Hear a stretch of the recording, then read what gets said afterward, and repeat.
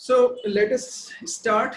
What we are going to discuss today is show understanding of processor management, multitasking, including the concept of multitasking and a process, the process states, running, ready, and blocked state, the need for scheduling, the concept of an interrupt, how the kernel of the operating system as the interrupt handler, and how interrupt handling is used to manage low level scheduling. We will discuss about it, but this won't be discussed in one single lecture, rather we will discuss it in at least 2 lectures. So let us start. Basically, let's first talk about multitasking. To us humans, multitasking, as you might have studied the definition of multitasking in lower classes, as humans, basically we are slow being. We cannot notice things which are happening at the faster pace, faster as in microprocessor fast. Okay, so basically what happens, that processor, as I said, that processor, no matter how fast, your syllabus is made with the expectation of one processor working at a time. So no matter how fast the processor is, that processor does only one thing at a time. That processor does only one thing at a time. So if there are so many tasks all required to be processed, so that they appear multitasking, they appear working concurrently. Like if you go to systems manager and you see there are so many processes working. If you could see your system tray on the lower right corner of your desktop, you would see that several applications are working together. And similarly, you have got Excel, Word, PowerPoint, Microsoft Teams, Zoom, all up all the time. It means that they all are up and executing at the same moment of time. But the thing is that there is just one processor who is actually tackling all these software. They appear to us as humans like they are concurrently in parallel they are executing. Beta thoda sa hold kijiyega. So what I was trying to say that the processor, which is individual in its capacity, is actually running all those jobs in a sequence, in a series. One job is taken, it is performed a little, not as a whole. Few of the instructions are executed, then it is put back in the memory. Another job is taken, it is being tackled with for another few of the instruction, then it is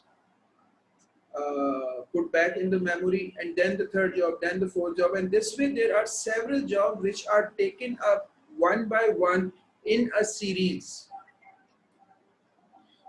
But as we know that the speed of the processor is so fast that we humans cannot notice it. So let's say if I have got a 3 gigahertz processor, it means that it is performing 3 billion cycles per second. So let's say that 3 gigahertz processor can process 1 billion, 1000 million instructions per second, and we know that a program is not that lengthy. So if it is executing few instructions, few hundred instructions of every program repeatedly in the whole memory in a second, to us these all programs appear as they all are being executed concurrently in parallel together. But basically in multitasking, multiple tasks are being executed, but at processor level they are executed one by one, and at our level, at human level, they are being executed and they appear to be executed. This is an illusion that they all are being executed together concurrently. So we will dig deeper into it. So first thing that I want to discuss is how these jobs, when they are loaded in the computer, how they basically are tackled by the microprocessor. So let's discuss about it.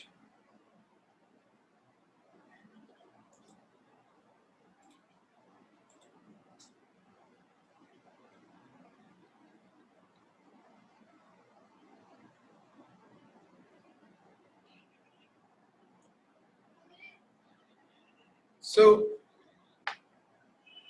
the topic is scheduling, that how these jobs are scheduled to be executed in a way that they appear being executed concurrently to us humans. First of all, the program that is loaded is called process, job, task, thread, and program. They all are synonyms for us at A level. At higher level or at different levels, they might be different, but for us, from the level of your syllabus point of view, they all are synonyms. So process, job, task, thread, or program, they are the same. So whenever you try to load a program, that program when enters in the memory, it enters in a state which is called ready state. Ready is a state where all the programs first enter. According to few policies we will discuss later, they find their place as per their priority, and then they wait for their turn to be executed. So after entering a job into the ready state, that job moves on to run state. Run state means a state which is actually the processor. If the job is basically finished while it is in running state, means all the instruction of that job are executed, whatever that was required from that particular program or job or task is done, that job exits from the running state. So remember, when a job enters the system, the computer, it enters in ready state, and when it is completely executed, it exits from the running state, not from any other state. Now sometimes what happens, that job is not fully executed. This is partially executed. Few of the instructions are executed and others remaining. So these jobs, when they are in running state, there are 2 or 3 possibilities. First possibility is when they are done with execution, they will get out of the system, or otherwise, if they are partially done and for some reason, because of the priority of another job, they have to now get back to the ready state. What basically happens, that they are partially done now, so they get back to the ready state. Few of the jobs which are basically waiting for input and output. What does it mean? Let's say that you have loaded Microsoft Word and then a file in Microsoft Word, and that file is of 200 pages. That file is of 200 pages. Now, let's say the printer that you have prints 10 pages per minute. 10 pages per minute. So that 200 job page will take 20 minutes to be finished. Meanwhile, we know that processor is basically working at faster speed. That job, when comes to the running state, it is doing nothing because it is waiting for its printing to be finished. So after completing its time, it gets back to the ready state and doing what? Just waiting for its turn to come. So when turn comes, doing nothing. When going back, just waiting for the turn. So what does it mean? It means that a job which is doing nothing, waiting for IO, has no place in ready state or over the microprocessor. Why? From the operating system's point of view, most precious resource that the operating system has is basically the microprocessor's time. What's that? The microprocessor's time. That microprocessor time is the most precious resource. So system cannot allow a job to occupy space over here and waste time over here while doing nothing. So such jobs, if such jobs which are doing nothing, sorry, wasting space over here and wasting time over here, if they are waiting for input and output, they are sent out to the blocked state so that they don't waste space over here or time over here. Once their output or input is completed, then they are sent back to the ready state. They do not get back to the running state. So it is necessary for the job to get into the running state as per its own priority. Priority is set by operating system over here. So when the priority makes the job comes forward, that job arrives in running state. Remember, there are several jobs here and there might be several jobs here, but over here, since it is processor, it can do only one thing at a time. There is just one job here. So if the job is partially done, the turn is over, job gets back to the ready state. If the job is waiting for input and output, that input output happens over here. Meanwhile, the input output is completed, that job is blocked in blocked state, and once the input output is completed, it gets back to the ready queue and waits for its turn. All right, now there are jobs which are idle because they are doing nothing, not even IO.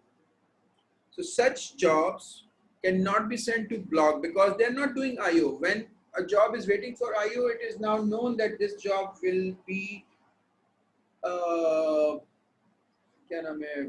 will be stuck and doing nothing until the IO is completed, so it can rest in blocked state. Once the IO is finished, then that job would have several other tasks to do, so it will send back to the ready state. But if a job, like you have loaded Microsoft Excel, you worked in it, then you left it and you got busy with other applications, so that job is in the memory doing nothing, not even IO, wasting space over here and time over here and getting back and forth between ready and running state.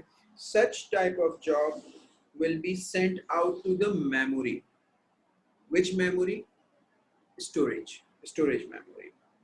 So there are different types of schedulers. Scheduling is an operating system executive. Operating system executives are basically those little programs which combinedly help the operating system to get the job done.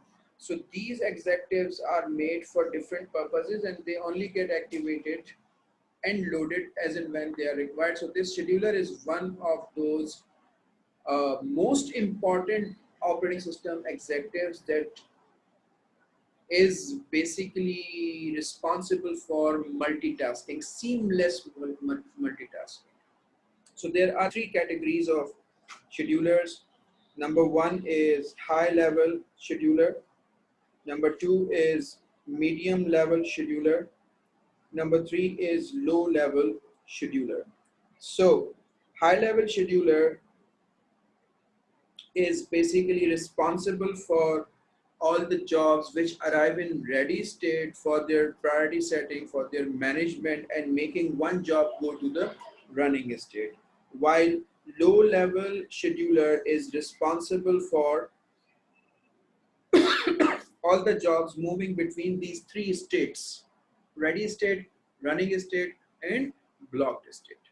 So when the jobs are moving in between these three states, it is the responsibility of low level scheduler, and when the job arrives in ready state, it is high level scheduler. The responsibility of high level scheduler from the system's point of view is most important because it is responsible for the management of all the jobs in the memory, all the programs in the memory waiting for their turn. And if this high level language scheduler is robust enough, good enough, then we will never feel any lag in the system. We will never see the system is getting stuck at any moment of time. When this high level high level scheduler basically lags or has some weaknesses, then that becomes apparent to us as the user of the computer. Anyways, So then we have got medium level scheduler. Medium level scheduler is responsible for uh, getting jobs out of ready state and putting over the hard disk and bringing them back when required. So as you can see that ready state is a queue, means there are several jobs and they must be put in queue so that the job at the front of the queue could be executed. So this is a queue. Why it is a queue? Because there are several jobs. If we won't put them in the queue according to some priority, those jobs will never be able to be executed one by one. So there are objectives of scheduling. We will discuss about it a bit later. These objectives are achieved through some criteria, and those criteria then uh, applied through policies. So policies, what are policies? Policies are basically algorithms.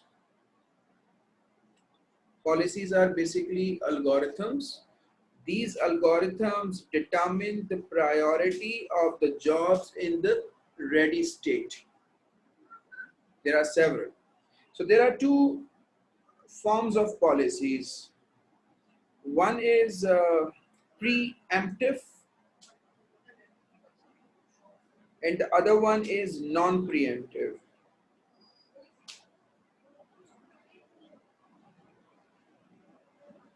So when a job enters the running state and if it gets back to the ready state before it finishes its work, before it is fully executed, it is said to be preemptive. The one that leaves the processor, empty the processor before it is finished. It is said to be a job which is preemptive. This is according to some policies which are preemptive policies. And then we have got non-preemptive. Non-preemptive means that a job once get into the running state, it will only get out when it is finished. No matter it takes half an hour, 1 hour, 2 minutes, 1 second, no. It will only get out once it is finished execution. So this job which enters the microprocessor and it leaves only when it is done, finished execution, that is said to be non-preemptive. So one of the policy is first come, first serve.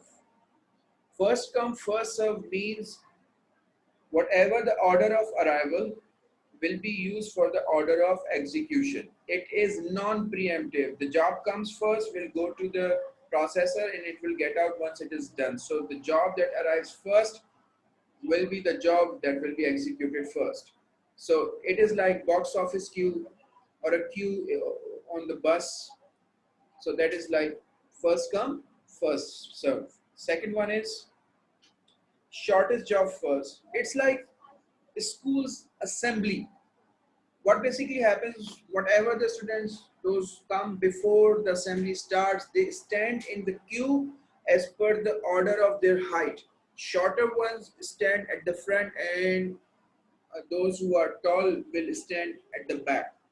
So meanwhile, the assembly starts, all of the students, they basically stand in the queue as per their heights. All right, and afterwards, once the assembly is started, either the new students are not allowed, and if they are allowed, they will stand in the back, no matter what their height is. So this shortest job first is basically a priority that is set out as per the length of the job. Now, what is the length of the job? Means the number of instructions in the program. If it is a shorter one, it will get to the front of the queue and will be executed first. If it is a larger one, longer one, it will stand at the queue in the back.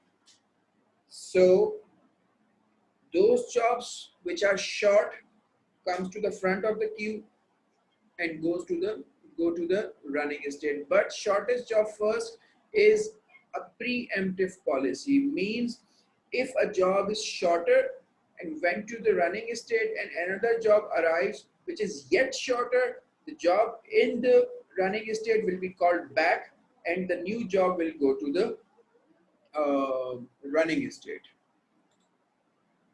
Okay. So preemptive, this job is preemptive. What does it mean, preemptive?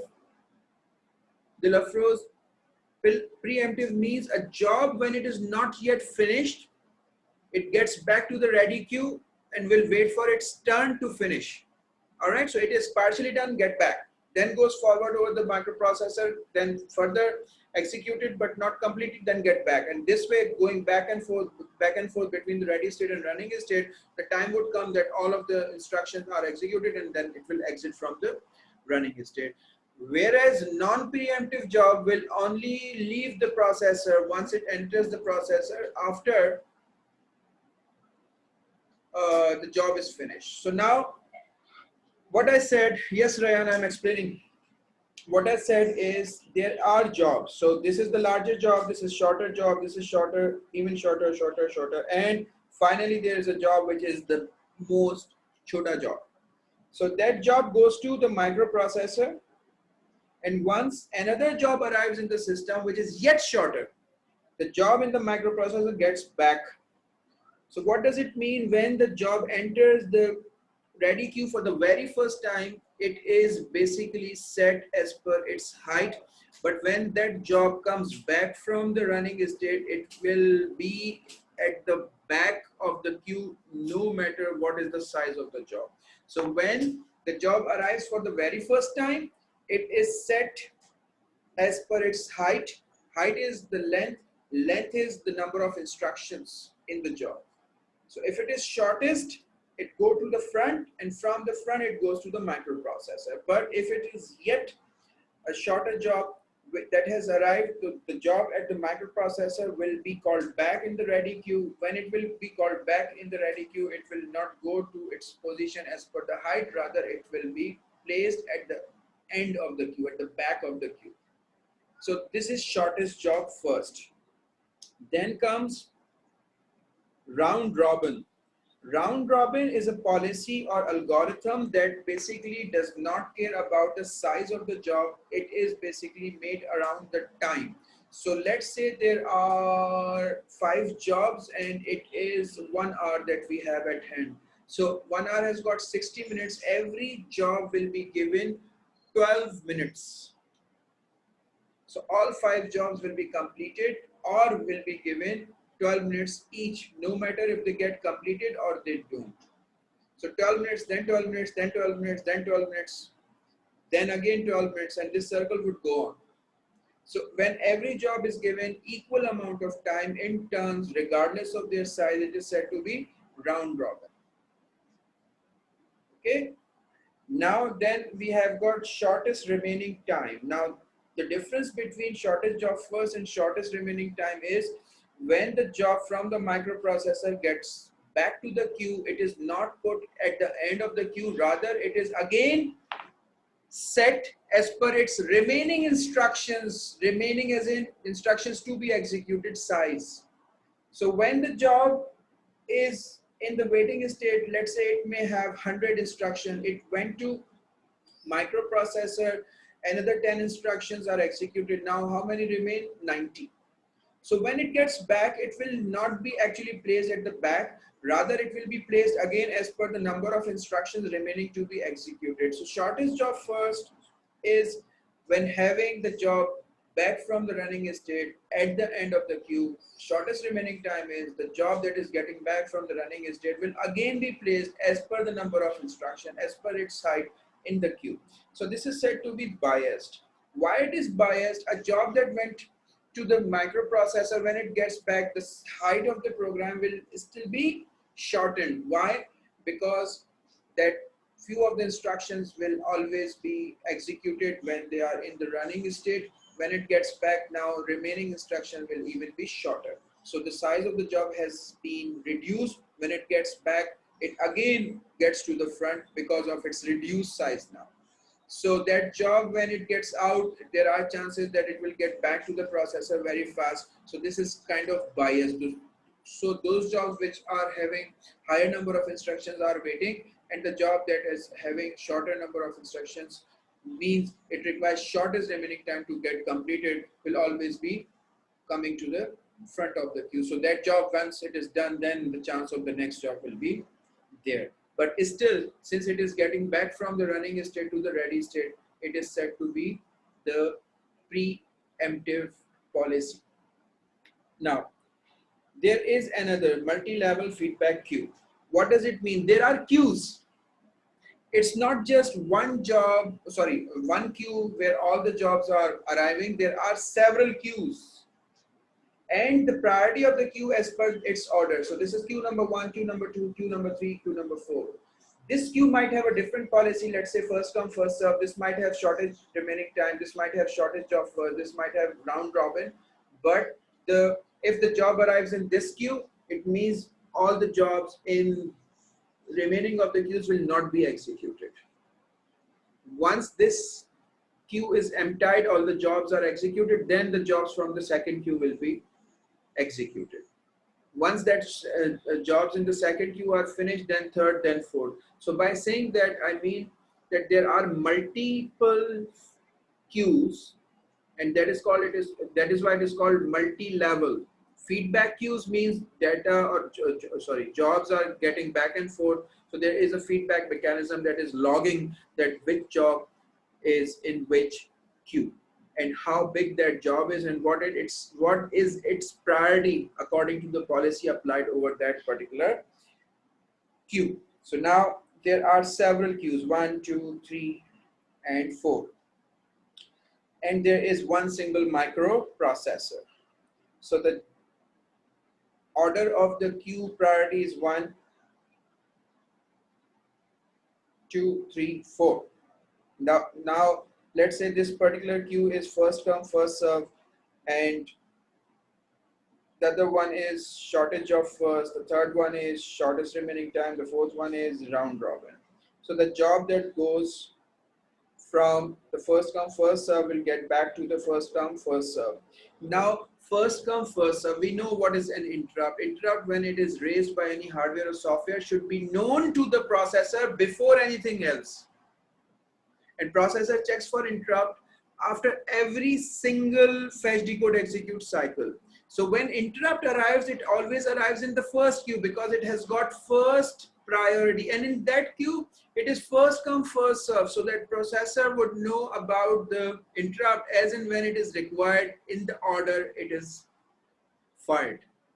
All right, so first queue is always first come first serve, and it is interrupt based queues. And then when the job gets out to the microprocessor, it gets back in the same queue. So this is called multi-level feedback queue.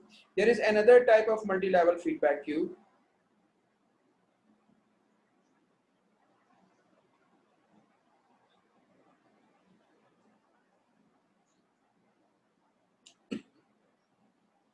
In which what happens when a job gets out of a queue, when it gets back to the queue one level below. And then when it goes forward, when it gets back to the queue one level below. And when it reaches out to the last queue, this is always round robin. So the job, or every job arrived in first queue, then it got executed, called back in the second queue, then it is executed in microprocessor, then went back to the queue underneath it, then to the queue underneath it, and at the end it is round robin. All the jobs are given the same amount of time. So when you leave your computer, all the programs loaded remain there because they are in now round robin mode. All right, so let's see, you have got several programs loaded, but still when you double click a job, that job loaded fast and starts executing. Afterwards we leave it, so it through these all queues gets down to this last queue, and then round robin, all the jobs are given at the same time. So it is an explanation of multi-level feedback queue. What you expect is basically something very simple in these terms. All you have to understand is the scenario in which this scheduling works, and then objectives are basically met through criteria, and criterias are met through policies, which are algorithm. All right, so the last thing is the storage, where medium level scheduler put all the jobs which are neither doing anything here or here. They are then put over the storage, and that storage is sometimes called virtual memory. So we will discuss about virtual memory later. So this is scheduling. Scheduling is actually an operating system executive which is responsible for all the jobs to be executed in a way that to humans it appears that multitasking is happening, and this is being done by the operating system through the scheduler very efficiently that we never notice it, no matter if it is our tabs, iPad or whatever, or it's our cell phones or laptops or desktops, and it is being done properly. So this is all about scheduling. Now there are objectives of the scheduling. Scheduling objectives are that whenever someone uses the same job at the same time every day, they do not feel any difference. Jobs always running same way as they were yesterday or day before. Second one is give everyone same amount of time. Third objective is when the system is overloaded, do not make the system lag. So to achieve these objectives, there are certain criterias. Criterias are sometimes as per the priority. You will see all these criterias in your notes or books. Priority or resources required means if the printer is required, let's take this job and send out to the printer. If it is to be uploaded, let's take this job and upload it, put it on upload, and then get another job done. So this is resources required. How much memory is required, how much storage is required, how much printing time is required according to that. And then the time required by the job. So this is another criteria, that how much time this job now more requires, so that we could either if the job has taken a lot of time, let's call it bag and put it in the bag and give other jobs a chance. Or maybe resources used so far. So let's say if there are multiple jobs required to be printed, so if a job is taking the printer time more than other jobs, in that case what we will do, we will say, yeah, let's just print another document which is having less number of pages, and then we will get back to the previous job again. So that can also be done. That is resources used so far. So priority of the job, it is resources used so far, resources required, time used so far, and there are other criteria that you can see in your syllabus, and these criteria are then applied through these policies. So this is all about scheduling. All right, so we will discuss further in next lecture. Thank you very much.